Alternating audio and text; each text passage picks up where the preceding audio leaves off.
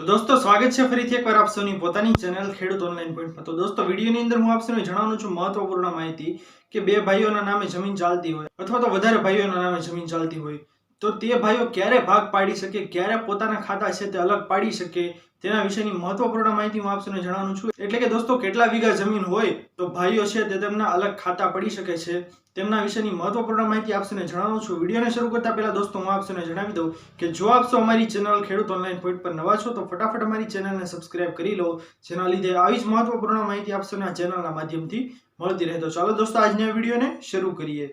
તો દોસ્તો સૌથી પહેલા હું આપ સૌને જણાવી દઉં કે તમારા ખાતે કેટલી જમીન હોય તો તમે ખાતા છે તે નોખા પાડી શકો છો। તો હવે દોસ્તો 7/12 ની અંદર તમારું સંયુક્ત નામ ચાલે છે અને સંયુક્ત નામે તમારી પાસે ખેતીની જમીન છે તે 2.5 વીઘા છે। તો 2.5 વીઘા ખેતીની જમીન છે તો બે ભાઈઓને ભાગ પાડવા છે તે 2.5 વીઘામાંથી કે પોતપોતાના ખાતે અડધું ખેતર આવે અને તમારા 7/12 છે તે નોખા પડી જાય। પરંતુ દોસ્તો હું આપ સૌને જણાવી દઉં કે 2.5 વીઘા જમીન છે તેમના ખાતા નોખા ન પડી શકે। આપ સૌને બે જાતની જમીન હોય છે દોસ્તો, એક ગાયકવાડી વીઘા હોય છે અને બીજા નાના વીઘા હોય છે, એટલે કે 16 ગુઠાના વીઘા હોય છે।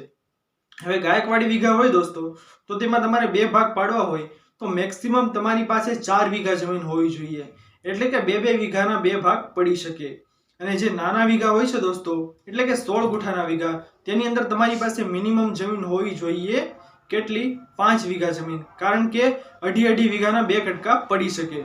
તો હવે દોસ્તો આવા કિસ્સામાં આપણે શું કરવાનું છે કે તમારે જ્યારે ખેતીની જમીનના ખાતા ભાઈઓને નોખા પાડવા હોય તો બે ભાઈઓ હોય તો તેમના 2.5 વીઘાના નાના વીઘા જમીન હોય ત્યારે ખાતા નોખા પડી શકે, અને ગાયકવાડી જમીન હોય તો તમારે બે વીઘાના ખાતા અલગ પડી શકે। એટલે કે ઓછામાં ઓછી એક વ્યક્તિને ખાતું નોખું કરવું હોય તેની જમીનનું તો 2.5 વીઘા કે પછી 2 વીઘાનું ખાતું બની શકે, તેનાથી ઓછી જમીનના તમે ભાગ પાડી શકો નહીં, કારણ કે આવું કરવા તમે જશો તો તમારે જમીનમાં ટુકડા ધારા ભંગ થશે અને તમારી જમીન છે તે મૂળ સ્થિતિએ આવીને ઊભી રહી જશે। એટલા માટે દોસ્તો આપણે ખાસ કરીને તે ધ્યાન રાખવાનું કે તમે ભાઈઓ છો તો ભાઈઓ ખાતા નોખા પડાવે છે તો તેમાં તમારે ધ્યાન રાખવાનું છે કે જો ઓછી જમીન છે, 2.5 વીઘા જમીન છે, 3 વીઘા જમીન છે કે પછી નાના વીઘા હોય તો 4 વીઘા જમીન છે, તો આવી જમીનોના તમે 2 ભાગ પાડો, 3 ભાગ પાડો તો આવી જમીનોના 2 ભાગ 3 ભાગ પડી શકે નહીં। એટલા માટે દોસ્તો આપ સૌએ ધ્યાન રાખવાનું કે ટુકડા ધારાનો ભંગ થવો જોઈએ નહીં।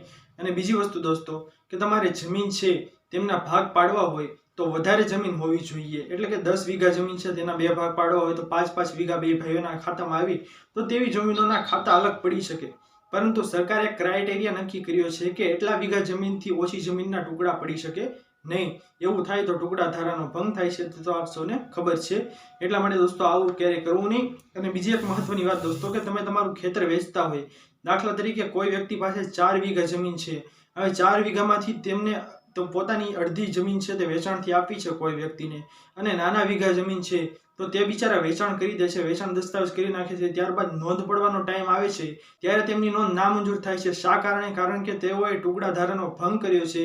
એટલા માટે જમીન છે તેની અંદર કેસો ચાલે છે, મુદત પડે છે, ત્યારબાદ તેમની તારીખો નકરી પડ્યા કરે છે પરંતુ તેનો નિકાલ આવતો નથી, આવું બધું તેની અંદર પ્રશ્નો આવે છે। એટલા માટે ખાસ કરીને ધ્યાન રાખવાનું દોસ્તો કે ટુકડો પાછળ ન પડતો હોવો જોઈએ, અને જ્યારે જમીન લો કે વેચો ત્યારે આ બાબતનું ખાસ ધ્યાન રાખવાનું। અને બીજી વસ્તુ દોસ્તો કે ભાઈઓ ભાગ પાડતા હોય ત્યારે તે ભાઈઓને પણ ખાસ કરીને ધ્યાન રાખવું જોઈએ।